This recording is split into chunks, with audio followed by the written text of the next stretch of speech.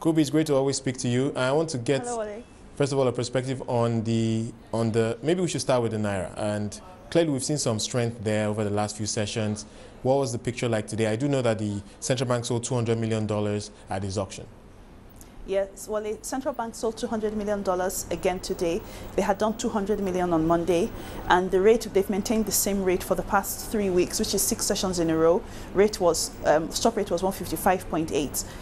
What that tells us is that they're not under any pressure in terms of rates. You know, there's been no indication that there's pressure, but there's a slight uptick in volume. I think about 2 weeks ago, we had some of our lowest volumes ever. There was a holiday. We did below $200 million in sales in one session. But right now, this week, we've done $400 million for a week. So there's some growth on the volume side, but no pressures yet. On the interbank market, the Naira has been stable to strengthening.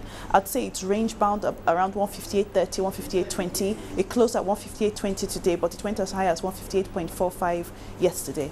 Of course, we do know that later this month we'll be having the MPC deciding, and who knows, maybe we'll get another surprise as we did the last time. Give us your perspective on how the Naira is likely to trade before that decision. Well, we see the Naira staying stable. We're still getting a lot of interest in government securities. Demand at the auction, demand at the WDAS, demand and supply is always an indicator of what the markets are doing. So since, yes, it's ticked up a bit, especially now that we're in the third quarter already, closing out the third quarter, in fact.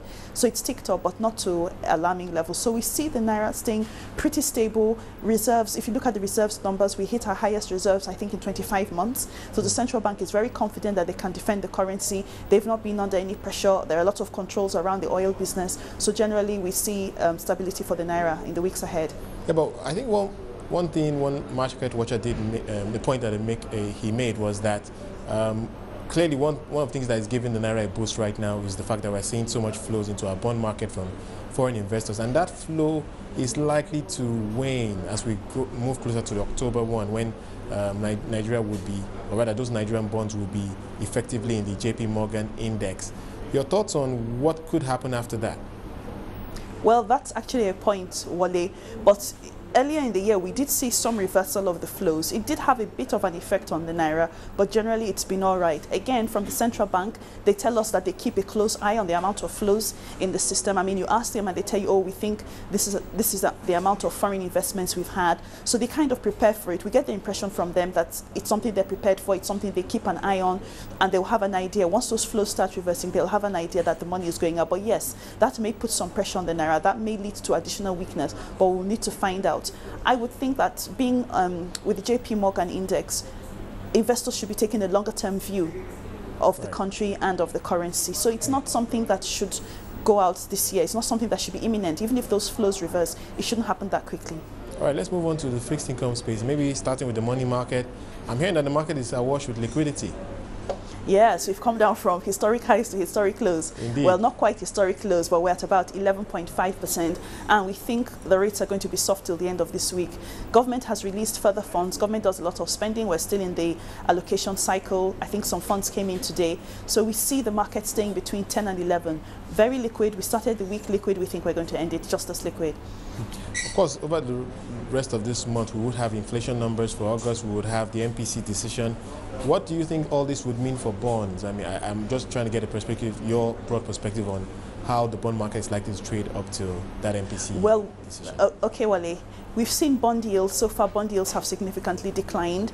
I think they touched as high as 18%. Definitely, they were above 17. We're seeing bond yields, in some cases, at 12, 14. So bond yields have gone down significantly, and I think that's something the government likes. Maybe investors not too happy, but it's something that the government likes because it means the cost of their debt has come down, and that has always been a concern. It's a concern they've had to address earlier this year. So on the government side, that's okay.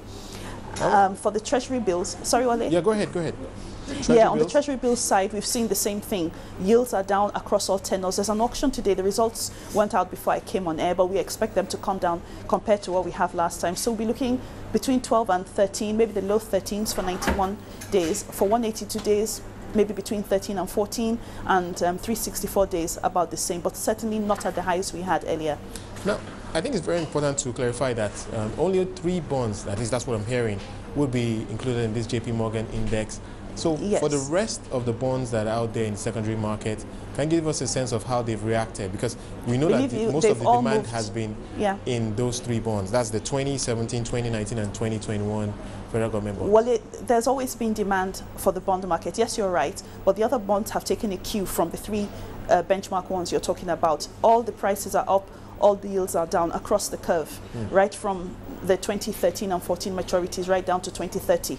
So all the bonds are generally, bond prices are generally low because, I mean, yes, some bonds are in the index, but it's a reflection of the entire market. At the same time, we also have PFAs who are interested in fixed income securities, and there's pressure from them as well. So generally, bond prices are up, the yields are down. All right, thank you so much, Kubi, for joining us. We look forward to speaking to you again. And I think this is a great boost for the banking sector as a whole. We're interested to see how things play out. Kubi Momoh joining us from UBA there.